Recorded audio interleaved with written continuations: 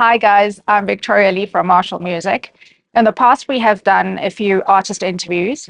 Today is my first. We are rekindling this habit, and I'm here with Dale Schnettler from Prime Circle as my first interviewee. Thank you Thank for you. being here. Thank you for having me. Dale, I haven't seen you in a bit. Tell me, what have you been up to? I've just moved Okay. into a nice little apartment, very cool. And the band is working on a new EP, 6 tracks. So we are hoping to bring that out in the next month or two. And we're starting to gig again a lot. So that's amazing. I want you to tell us about your journey as a musician and how it all started. You have previously mentioned a trip to Johannesburg from Valcom with your dad. Yes. Tell us about that experience walking into Tom's. What was your first kit? So yes, it was a crazy story.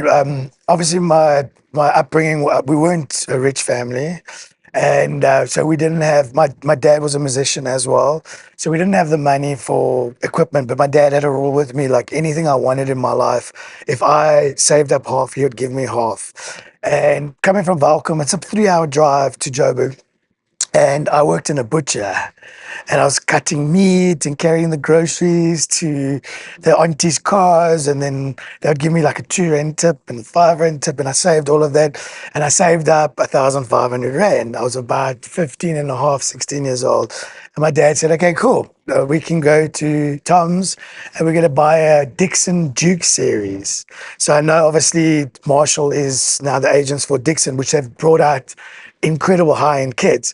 But back in those days, a Dixon was like your entry level, very standard. But he said, "Listen, yeah, we need petrol, maybe." So I was like, "Oh, it's okay, we can't go to Joburg now." He's like, "No, you have to give me 50% petrol, man." So back in the bush, cutting, chopping the aunties, kind of thing, getting my 2 rand, 5 rand, that kind of thing. And then I had enough, and my dad said, "Okay, let's go to Joburg." So we get to the Joburg, and I was so excited to have this kit, and I bought these Planet Z Zildjian cymbal box that came with the kit, and I was like, "Yeah." Because at that time, my favorite drummer was, my idol was a Zildjian, even though I'm ambassador for Sabian, but I didn't know really Brad. You just see your idol, and you're like, "I want that Z," just, you know.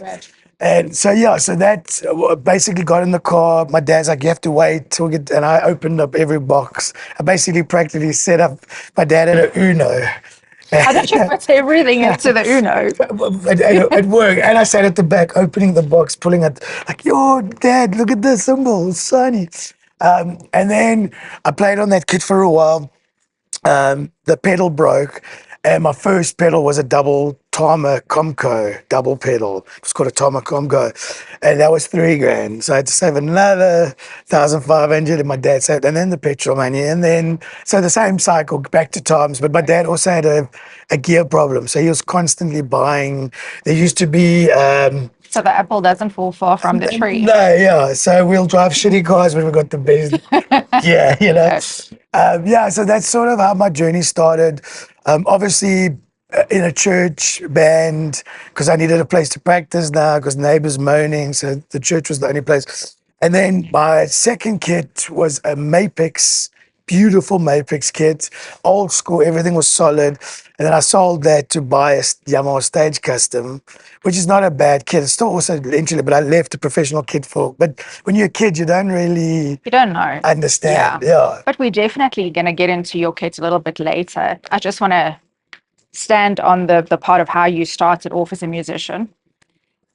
You've told me some interesting stories about you playing for Summit Nation before you joined Prime Circle. That's A correct. specific incident that you spoke of was where you, your brother Ryan, and Ruben Kolev actually tipped the trailer. Please tell me about this funny So that was story. myself and Ryan, Was my Ruben not brother. there? Ruben wasn't there. So we played this dodgy venue in Randburg. I can't even remember what it's called. I was super drunk. Ryan was semi-drunk.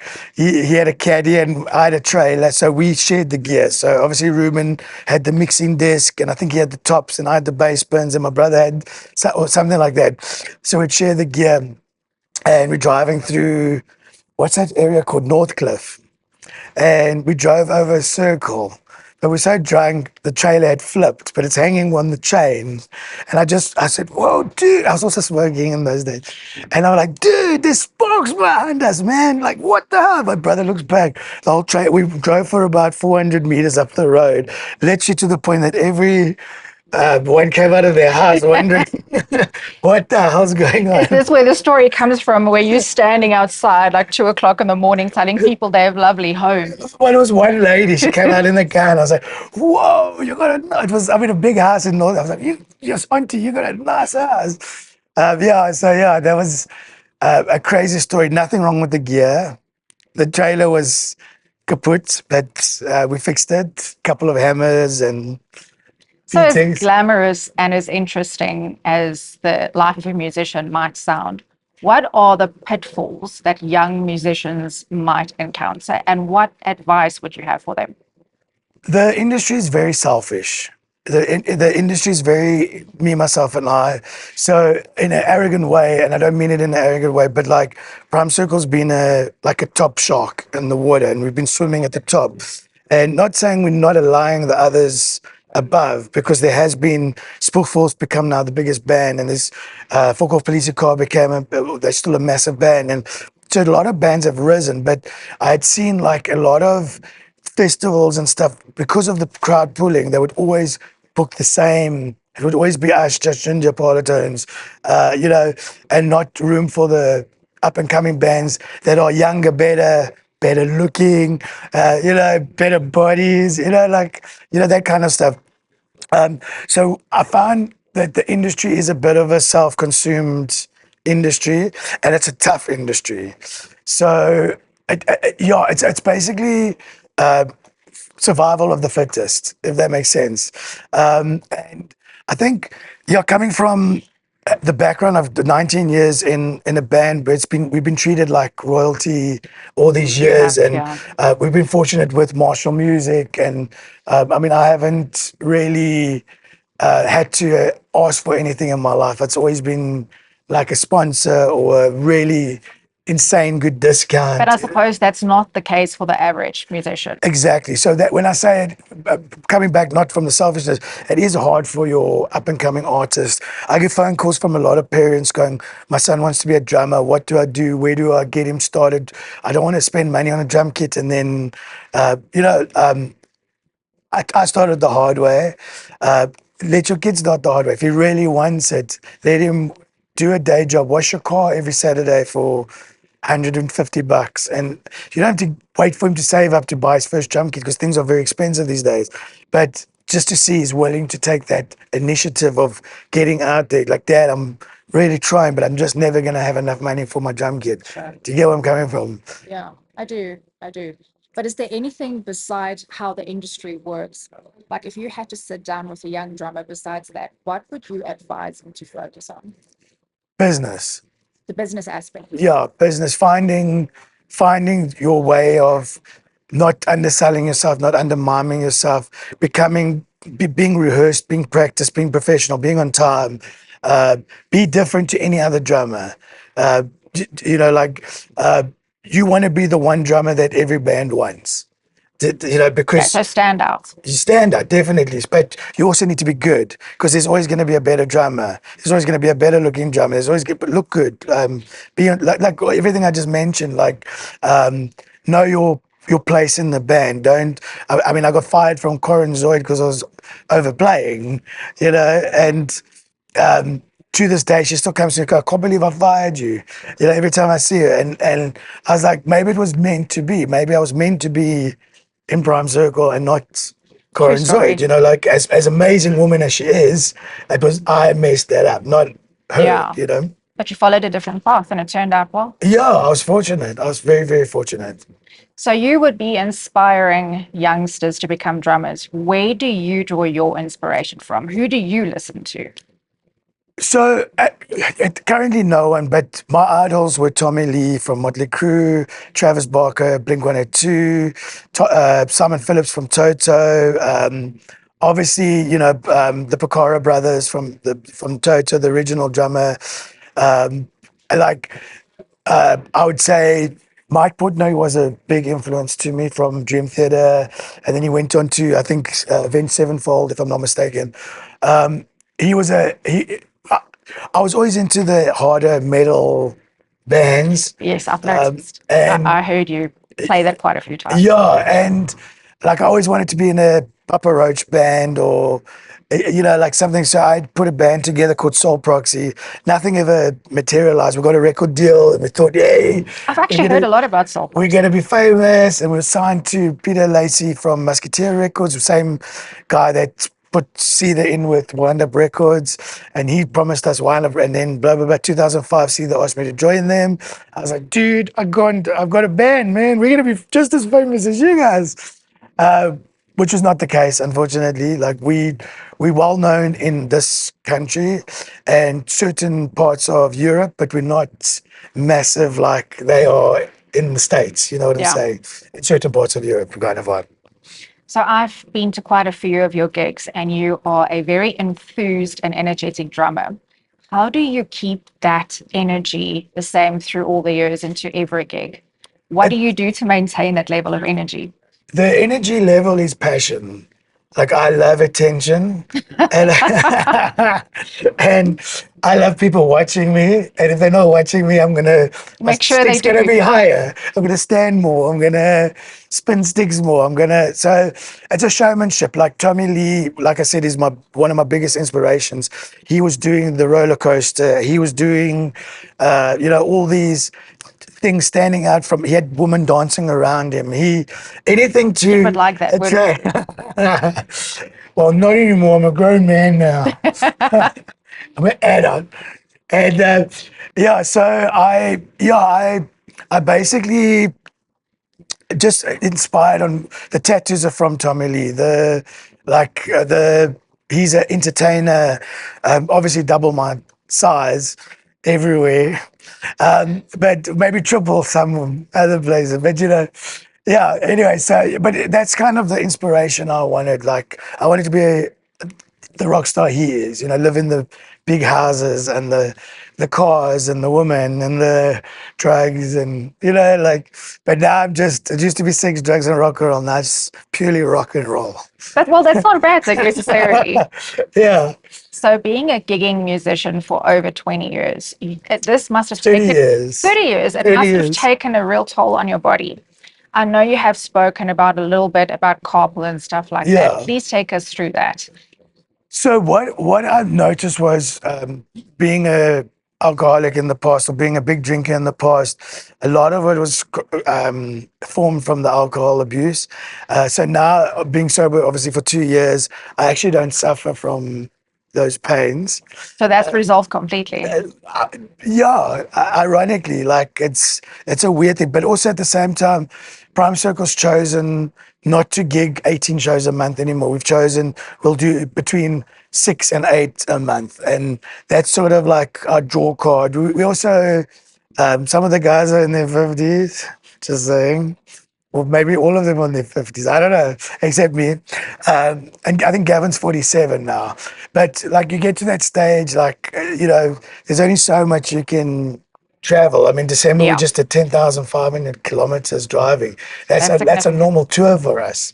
Like that's it, and people go, yes, you guys are so lucky, but they also don't understand sleeping in different B&Bs and hotels and different showers and different food, and you're eating unhealthy because you're stopping in a garage. There's not really healthy food to eat, and you're constantly driving. And when I used to drink, I'd be like, you guys are okay, you know.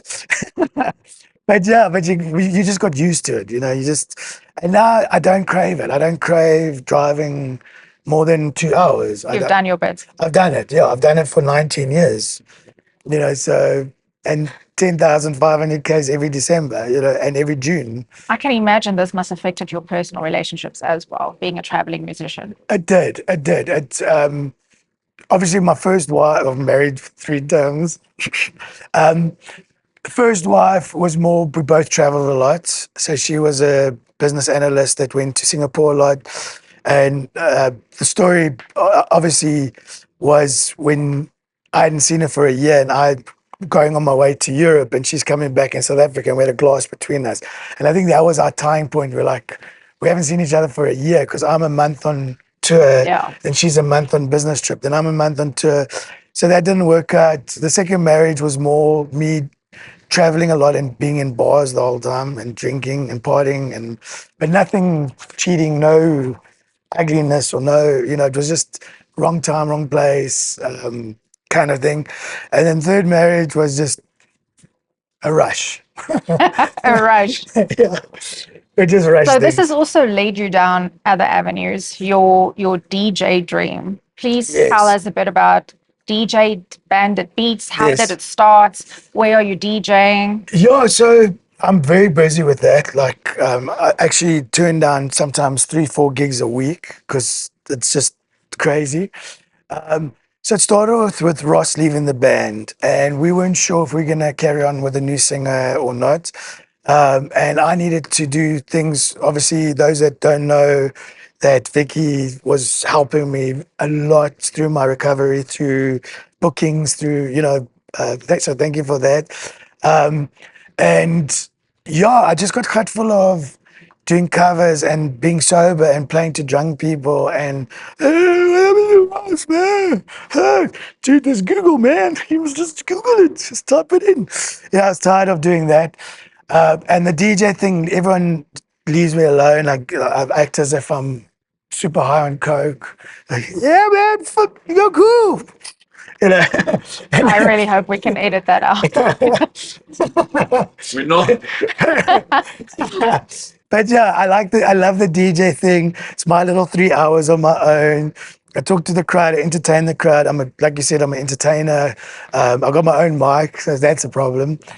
And then, yeah, I just found it was easier, and I fell in love with it. I fell in love with the fact to I'm a front man now with a deck Yeah. in front of me, and it's my gig. I'm not it behind on the drums, and it's the band's gig.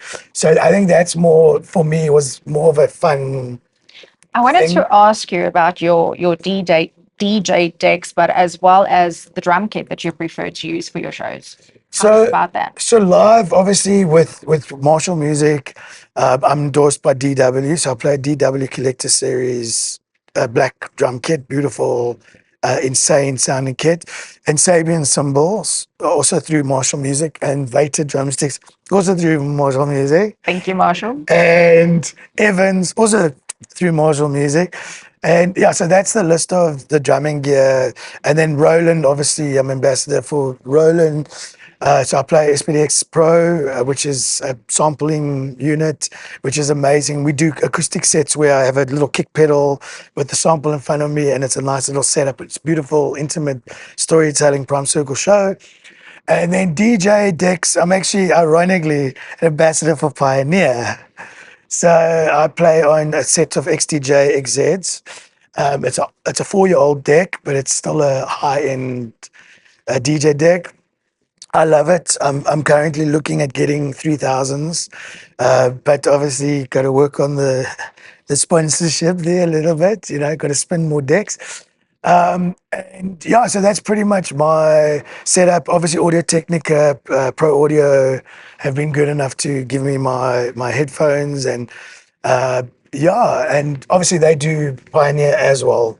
So, but yeah, that's sort of like my whole setup. You've touched on Prime working on a new album. Yes. So, what does music look like for you in the next 5 years? What do you have planned besides the Prime venture?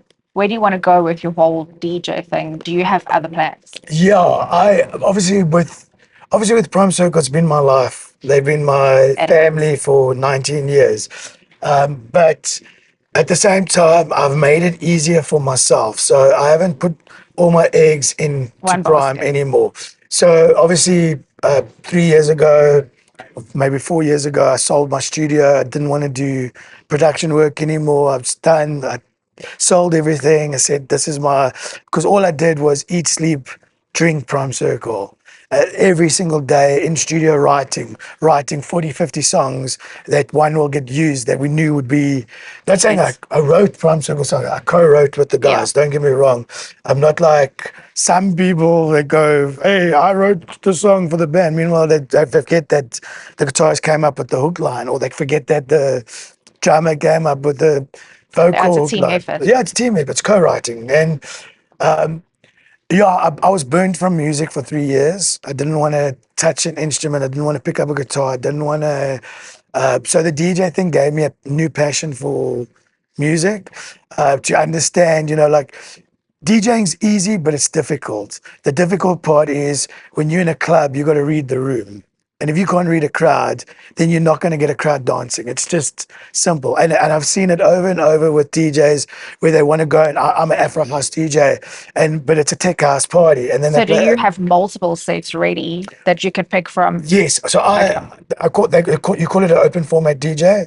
So I can DJ in an Afrikaans venue, I can DJ in an English venue, I can Please DJ.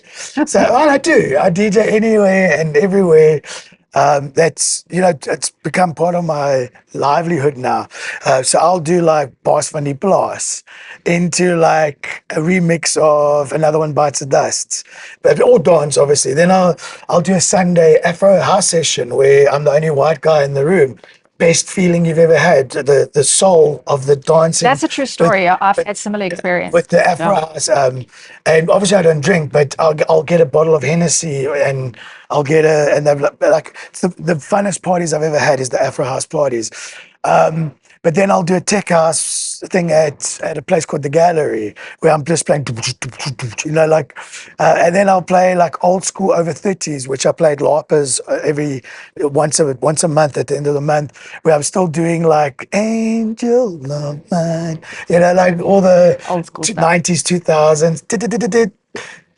Well, we're giving away our age. We like that. Yeah, I'm still the youngest in the room though, those nights. But yeah, so I didn't want to. I started off wanting to be a tech house DJ, like James Hype. He's like one of my idols of the DJ world. But unfortunately, again, in this country, if you're not an open format DJ, you're not going to get paid. You're not going to make. You're going to play your one festival DJ gig. Yeah. Yeah, and I don't want to do it. And I remember Byron telling me when I got my Pioneer decks, he said to me, give it a year and then you'll start DJing. I got them on the Wednesday and Friday. I did my first gig. I actually paying remember gigs. this. Yeah. And because I'm a go-getter, I want to go But out there. you've always and- worked very hard. yeah, I'm fortunate in that way, and I'm always on the phone. Like, listen here.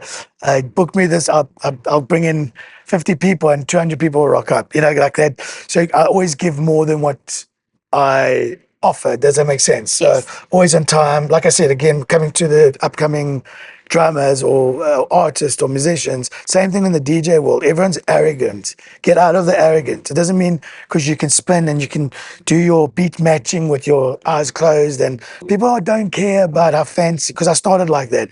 I started doing a cappellas over different songs and started doing these special tricks and speeding up songs and blah, blah, blah. They don't even care. If you play the right song, and they are in a dance mood, you're going to get that crowd. That's all they want. And if you're making the bar money, the club wants to book you again. It's simple, and that's sort of how the business train works. And I think that's what separates me from any other DJ, not in an arrogant way, but I have my own sound, I have my own DJ decks, I have You my do. own lights. So I go and I carry everything on my own, and I give them something that other DJs like, no, just if you won't catch me carrying a speaker. If you're not willing to put in the hard work, don't expect the hard pay. That's something I've always appreciated of you, the willingness to do everything yourself and always being humble. Yeah. Well, I have to. I think that's like it is a. It is a hard industry, and whether you're in a DJ, and I find it with the DJ world, it's very clingy, like everyone to themselves. So like the big DJs are they know the club owners very well. Then the club owners don't know the rest of the DJs, so they will book you, but then they'll take 50% of your income. And I'm thinking Yeah. to myself, like, that's not fair. Like an agent would take 10 to 20%. You know what I'm getting at? Like, Standard, yeah. and but meanwhile they're taking 50%, sometimes more. And then the clubs are going, why are we paying these DJs so much money? Meanwhile, it's because you're paying exactly the same fee that you're paying the DJ, you're paying the booking agent. They made one phone call or put on a group with us all DJs on going, hey guys, I need a DJ for this night. So I have a rule, I don't play DJ gigs for less than a certain fee. It's not an arrogant thing, it's just knowing your worth. Completely agree. I've put in many hours, and I will give my venues an extra hour for free if the club's still pumping or the venue's still pumping. And that's not knowing your worth. That's just being appreciated by my people that are listening to the music I'm playing and dancing. It's a feel good thing where DJs go, well, you booked me from 9 to 10, the 1 to 10, my song's not finished, you better start on the decks Yeah, now. I'm done now. Yeah, I'm done now, you know. And that, I think that's also the arrogance thing. There's no room for arrogance in this industry. Nothing. Like there's no, and that's why I've seen it come and go. Bands with the singer or the drummer are arrogant in this country. They last for 5-6 months and then they're gone again. Good bands, but you know, if you think you're better than the next person, unfortunately, the universe. It's not this country, and it's the universe. I suppose there's also something easy to fall into when the fame comes, the gig comes. But what really is fame? Do you get what I'm I suppose coming that's from? subjective. So is fame having lots of money and having massive followers on TikTok and Instagram and Spotify and whatever? I've seen your followers at So- gigs. but what is fame? What is driving fancy cars, having lots of money in your account? So I think if you can distinguish, like just because I sell out Bailey's for my DJ gig, it doesn't mean I'm famous as a DJ. Does that make sense? It just happens to be that venue worked for me. Do you know what I'm getting at? Or works for me. Or even I do the whole Bossa group. Like when I play at a Bossa, we do the best turnover that night because people know, okay, Dale's there, plays my favorite music. And again, like I said, I'm open format. So I play some Afro house, I play some tech house, I play some commercial house, I play some 80s remix house, I play old school 2000s.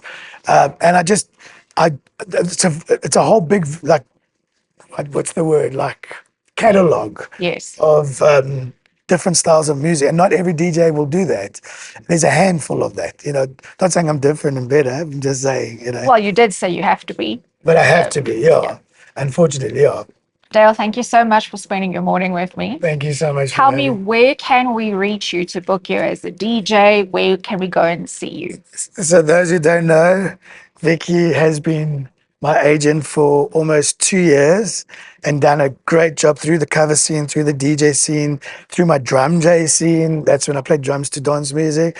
So Vicky's profile on social media, you can get hold of her. Her email will be there, and she'll put the description at the bottom. And give her a call, and let's make your party or your venue pump.